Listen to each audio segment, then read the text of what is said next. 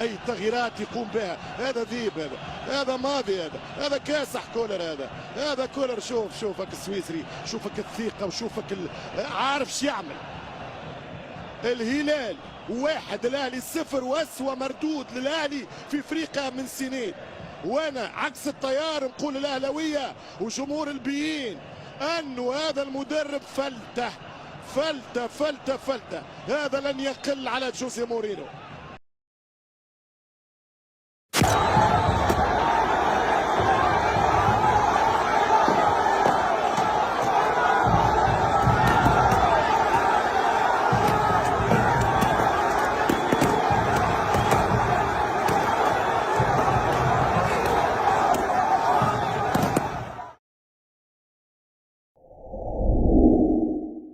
في اسماء بتمر على عالم كرة القدم زي العبرين، بتيجي وتنسحب من غير ما تسيب اي اثر. في اسماء تانية بتيجي عشان تزلزل الهدوء وتكتب قواعد جديدة للعب. حكايتنا النهارده مش مجرد قصة مدرب مسك فرقة وحقق معاها القاب خلاص. ملحمة العراب السويسري اللي جه من قلب الظل وفي هدوء قاتل قدر يبني امبراطورية كروية مرعبة ويسيطر على القارة بأكملها بيد من حديد. رحلة مليانة بالمعجزات والتحديات الصعبة، وصناع التاريخ هيعيش لسنين طويل. لكن زي اي اسطوره اغريقيه القمه دايما بيبقى ليها ثمن غالي جدا. في اللحظه اللي الكل افتكر فيها ان العرش ده ملوش منافس، بدات الخيوط تتفكك من جوه الكواليس في حكايه مشلوله التوقعات انتهت بضربه قاضيه هزت النادي الاهلي من جذوره. يا ترى ايه السر اللي اتقفل عليه باب الغرف المغلقه؟ وايه اللحظه الشيطانيه اللي حولت بطل القاره لغريب بيخرج من الباب الخلفي؟ هات مشروبك المفضل وركز معايا كويس جدا لان اللي جاي هيفهمك كل حاجه من نقطه الصفر.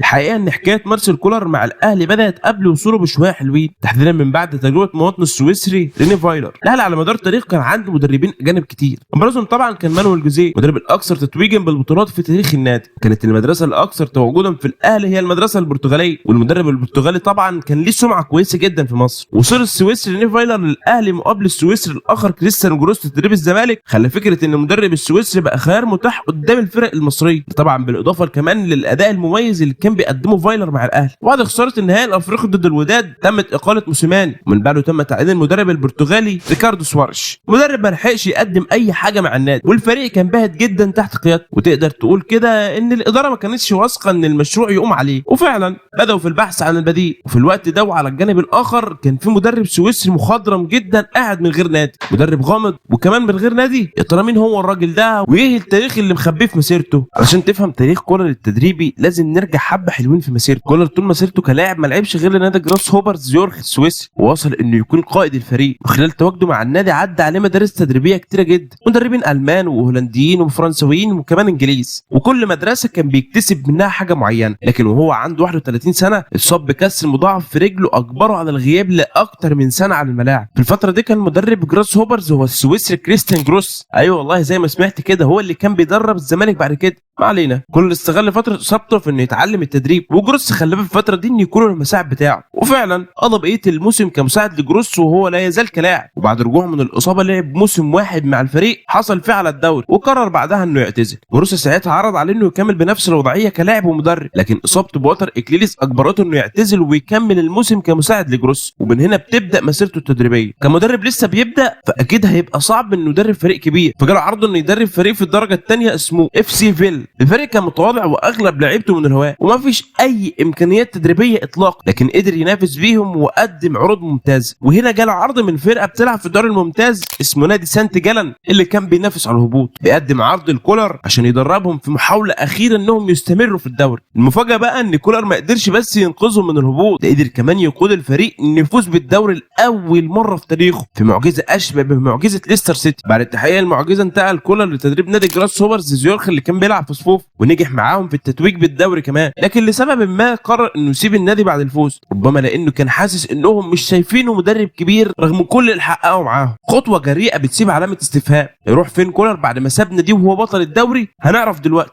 بس اخبط اللايك كلمتين وتعالى ورايا. رجع كولر بعد كده للدوري الالماني وقدر يتعاقد مع فريق كولر. الفكره كانت محيط السخريه في المانيا، ازاي يعني مدرب سويسرا هيدرب فريق في المانيا؟ من باب ان في عالم الكوره سويسرا فين والمانيا فين. فما استلمش كولر من التنمر والانتقادات وساب الفريق بعد وقت مش كبير، لكن يحسب له انه كان مكتشف النجم الالماني لوكاس بودولسكي، واللي قال انه ما كانش متخيل انه يلعب في الفريق الاول لولا ان كولر هو اللي ساعده. انتهت رحله كولر بعد كده لتدريب فريق اخر في الدوري الالماني، لكن كان اقل شغبا من كولر وهو فريق بوخم، واستمر معاهم 4 مواسم من موسم 2005 2006 لحد 2009 2010، وقدر يحقق خلالهم مراكز ممتازه جدا. وبوخم بعد رحيل كولر بيهبطوا وما بيصعدوش للدوري الممتاز تاني الا في موسم 2021 2022. بعد رحلته مع بوخم قرر كولر انه ياخد اجازه من التدريب، يفكر ويذاكر ويطور من نفسه اكتر، لحد ما في سنه 2011 تقدم له عرض من الاتحاد النمساوي عشان يدرب المنتخب. كولر كالعاده تعرض لكم من الانتقادات غير طبيعي، وكان الحل اللي اقترحوه عليه بعض المقربين منه انه لازم يقلل الفجوات بينه وبين الاعلام عشان ما يحصلش صدمات بينهم، فحط للاعلام جدول بمواعيد المؤتمرات ومواعيد للاجابه على اسئلتهم في المعسكر. كل ده خلى حده الانتقادات تقل، لكن الموضوع ما وقفش بشكل كامل. كولر كان هادي جدا وبيحب يشتغل، فعشان كده بغض النظر عن الانتقادات وبدا يشتغل على العيوب. المشكله ان النمسا ما كانش عندها لاعبين سوبر، اسم او 2 بالكتير اللي ممكن تعرفهم في المنتخب كله. الفتره دي تقريبا كان المنتخب عباره عن ديفيد ألابا بس، والعلم منتخب النمساوي كان في المركز ال77 عالميا وقت تعيين كولر. كولر كان بيغزل برجل حمار حرفيا، لكنه قدر ينافس على الصعود لكاس العالم لحد الجوله الاخيره قدام منتخب زي السويد اللي كان بيقوده الاسطوره ابراهيموفيتش. وفي تصفيات يورو 2016 بيقع في مجموعه صعبه فيها السويد وروسيا اللي كان بيدربهم فابيو كابيلو لما اتسال عن كولر قال لهم مين ده؟ انا مش متابعه وما اعرفوش اساسا. من سخريه القدر قدر كولر انه ينتصر على كابيلو رايح جاي ويقدر يصعد بمنتخب النمسا لاول مره من التصفيات في تاريخهم عشان يلعبوا اليورو.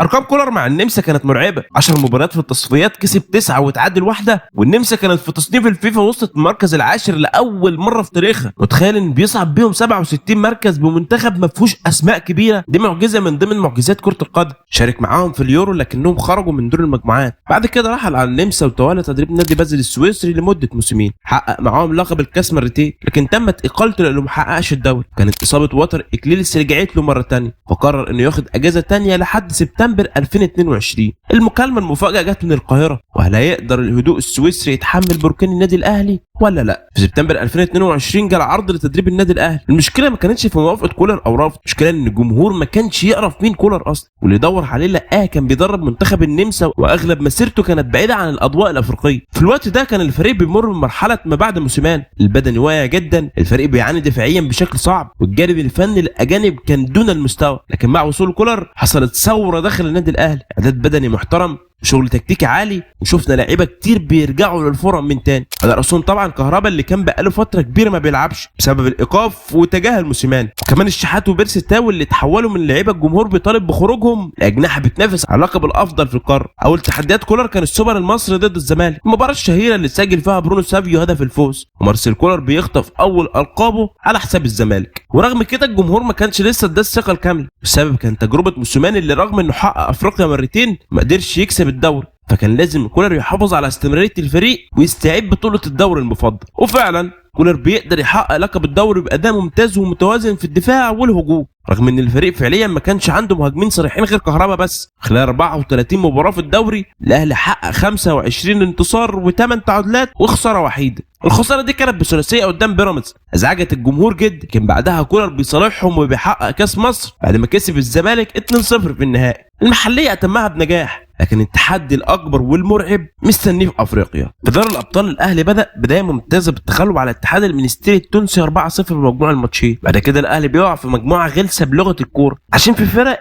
الاهلي له سوابق مش لطيفه معاه زي صن داونز والهلال السوداني والقطن الكاميروني. الاكشن بيبدا من المباراه الاولى حرفيا، كولر في ورد الاهلي بيخسر 1-0 من الهلال السوداني في السودان، صار خلت الامور مشدوده، لكن كعاده كولر اهدى من اي ضغوط. للاسف بيتخبط تاني وبيتعادل مع صن داونز 2-2، والامور بتصعب اكتر واكتر، فبيدخل مباراه القطن الكاميروني وبيكسب 3-0 وبيرجع جزء من الامان للجمهور. لكن الناحيه الثانيه المنافسين متفوقين، وهنا بتحصل المصيبه الاكبر بخساره مدويه من صن داونز بنتيجه 5-2. خماسيه رجعت للجمهور الذكريات المؤلمه، ورغم الانتصار برباعيه على القطن في الكاميرون في العوده كان لا بديل من المكسب قدام الهلال لتامين الصعود. كولر شاطر نفسيا قدر يضمن للاهلي الانتصار بثلاثيه نظيفه على الهلال السوداني وامن الصعود لربع النهائي. في ربع النهائي اتخطى الرجاء البيضاوي 2-0 في مصر وتطور سلبي في المغرب. نصف النهائي واجه الترجي التونسي والمفاجاه كانت اكتساح الاهلي بثلاثيه في تونس. في الناحيه الثانيه بتحصل مفاجاه اكبر، الوداد المغربي بيخطف التاهل من صن داونز وبيضرب موعد في النهائي ضد الاهلي. المباراه الاولى في النهائي في مصر بتنتهي بفوز الاهلي 2-1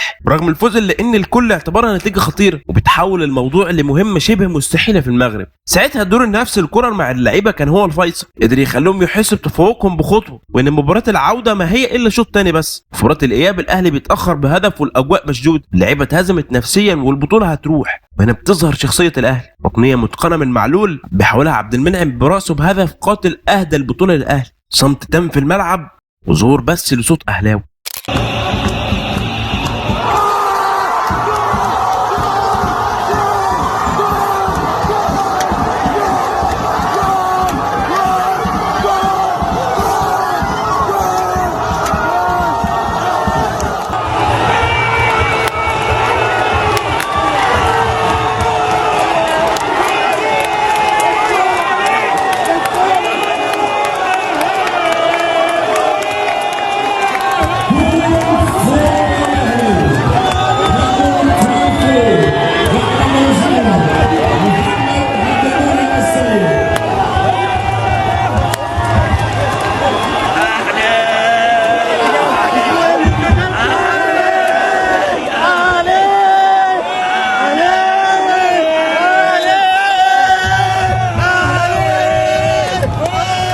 كولر بيكتب اسمه بحروف من ذهب. موسم كان الجمهور شايفه فاشل قبل بدايته بيتحول لموسم تاريخي في تاريخ النادي. قمه النجاح بتجيب طمع اكبر والجمهور مش بيشبع بطولات، فهل هيستمر سحر كولر مع الاهلي ولا المكنه هتبطل تطلع قماش؟ موسم 2023 2024 بيبدا بامال اكبر، لكن الاهلي كان داخل على مدعكه. الاتحاد الافريقي استحدث بطوله السوبر ليج والاهلي كمان هيشارك في كاس العالم للانديه، يعني تقريبا كده هيشارك في 7 بطولات. البطوله الاولى كانت السوبر الافريقي ضد اتحاد العاصمه الجزائري، وللاسف الاهلي بيخسر 1-0 بتضيع اول بطوله. بعدها بيدخل السوبر ليج بيعدي سيمبا التنزاني في ربع النهائي، لكنه بيودع البطوله من نصف النهائي قدام صن داونز، خساره 1-0 وتعادل سلبي. الاخفاق الثاني ده خلى الشكوك تعوم حوالين كولر، هل هيقدر يكمل الموسم بنجاح ولا هينتهي بالطرد من النادي؟ يطلع الاهلي على كاس العالم للانديه في السعوديه، القرعه بتخدمه بيعدي الدور التمهيدي عشان يلعب ضد الاتحاد السعودي المدمج بنجوم عالميين زي بنزيما وكانتي وفابينو. الاعلام الجمهور السعودي بدا يستسهل المباراه كانهم هيلعبوا فريق درجه ثانيه. كان في ليله الحسم الاهلي بيدي درس كروي قاسي للاتحاد وجماهيره بنتيجه 3-1. في نصف النهائي الاهلي بيقدم مباراه جيده ضد فلومينينسي، لكن بينتهي الماتش 2-0 لصالح فلومينينسي. بيروح يلعب على الثالث والرابع قدام اوراريتز الياباني، وفعلا ياخدوا الميداليه البرونزيه بعد ملحمه كرويه والفوز 4-2 على الفريق الياباني. بعدها الاهلي بيكسب السوبر المصري، والاداره بسبب تلاحم المواسم بتاخد قرار مصيري بالانسحاب من كاس مصر وكاس الرابطه، ده كله عشان يركز على الدوري وافريقيا. وفعلا الاهلي بيحسم الدوري بعد منافسه شرسه مع بيراميدز، وبيروح لدوري ابطال افريقيا بتخطى سيمبا في ربع النهائي ومازيمبي في نصف النهائي، وبيوصل للنهائي قدام الترجي. هدف عكسي في اول 4 دقائق في القاهره، بيحافظ كولر بهدوء على الهدف وبيتوج بالبطوله الافريقيه ال 12 في تاريخ النادي. مش بس كده، الاهلي بيحقق بطوله جديده لما بيكسب العين الاماراتي في ربع النهائي كاس القارات او الانتر كونتيننتال، وبيحصل على كاس بطل افريقيا واسيا وباسيفيك قبل ما يخسر من باتشوكا المكسيكي في نصف النهائي بركلات الترجيح. القاب وانجازات مالهاش حصر، لكن من تحت الرماد كانت النهايه بتتشكل. رغم النجاحات دي كلها سطور النهايه في رحله العراب السويسري كانت بتتكتب في بدايه موسم 2024 2025. بدا الاهلي يتخطى جرمها، بعدها واجه الزمالك في كاس السوبر الافريقي اللي الكل كان متوقع اكتساح اهلاوي. كان في غفله من الزمن ورعونه من اللعيبه الزمالك بيخطف الفوز بركلات الترجيح. بدا الصدام بين الجمهور والفريق، ورغم ان الاهلي رد لاعتباره وكسب الزمالك بركلات الترجيح برضه في السوبر المصري وتوج باللقب، لان ده ما هداش الشارع الاهلاوي. الخبطات استمرت في الدوري وبيراميدز بيتصدر، وافريقيا الاهلي بيصعد من المجموعات وبيعدي الهلال السوداني في ربع النهائي عشان يضرب موعد مع صن داونز في قبل النهائي. لكن قبل المواجهه دي الاهلي كان بيقدم اداء كارثي في الدوري، تعادلات وهزائم واداء باهت ومشاكل باستبعاد لعيبه مهمين في اوقات غريبه. الاحتكار وصل لذروته والجمهور طالب باقالته قبل كاس العالم للانديه بنظام الجديد. كابتن محمود الخطيب اجتمع بكولر وجد في الثقه بشرط التاهل للنهائي. رد كولر كان تقديم مباراه هي الافضل تكتيكيا وخطف التعادل في جنوب افريقيا. الجمهور اماله زادت. في مباراه العوده بالقاهره الاهلي بيتقدم بهدف طاهر وبيقدم شوط اول ممتاز، لكن فجاه الفريق بيقع في الشوط الثاني تماما. صن داونز بيسجل هدف التعادل وبيصعد بافضليه الهدف خارج الديار. بعد المباراه بيصدر القرار الصادم، قالت مارسيل كولر وتوجيه الشكر ليه. قرار كولر علق عليه انه كان مفاجئ جدا ليه. عقد كولر كان لسه مقفول لسنه 2026 وبدون شرط جزاء، لان الراجل ما كانش عنده اي نيه انه يمشي وعايز يكمل مشروع. لكن الكواليس كانت بتقول ان الرحيل اسبابه بدات من بدري. في موسمه الاول رحيل سيد عبد الحفيظ بسبب خلافات، وده حمل كولر مهام اداريه كتير بره الملعب. مشكله ما قدرش خالد بيبو او محمد رمضان ان هم يغطوها بنفس القوه. اقاله المترجم خالد الجوادي اللي كان فاهم الكوره وبيعرف يوصل التكتيك بدقه وبيحمي كولر من صدمات الصحافه. المحصله كانت وصول الطرفين لحته سد، ورحل كولر بعد رحله فيها 11 بطوله في 3 مواسم. مدرب قدم كل حاجه في هدوء من غير شو ولا تصريحات. لكن اللقطه المحزنه صحيح كانت طريقه خروجه من الملعب تحت هتافات وغضب الجمهور. لحظه قاسيه اخلاقيه ممكن تخلي اي مدرب اجنبي يفكر 1000 مره قبل ما يدرب في المنطقه. فهل من وجهه نظرك يا صديقي كولر كان لازم يكمل والتغيير كان استعجال، ولا فعلا رحيله كان القرار المناسب في الوقت ده؟ وهل كان يستحق النهايه دي بعد كل اللي قدمه ولا لا؟ استني رايك كالعاده في الكومنتات، ولو وصلت لحد هنا فحابب اشكرك على دعمك لينا. اتمنى ان الفيديو يكون نال اعجابك، وسلام.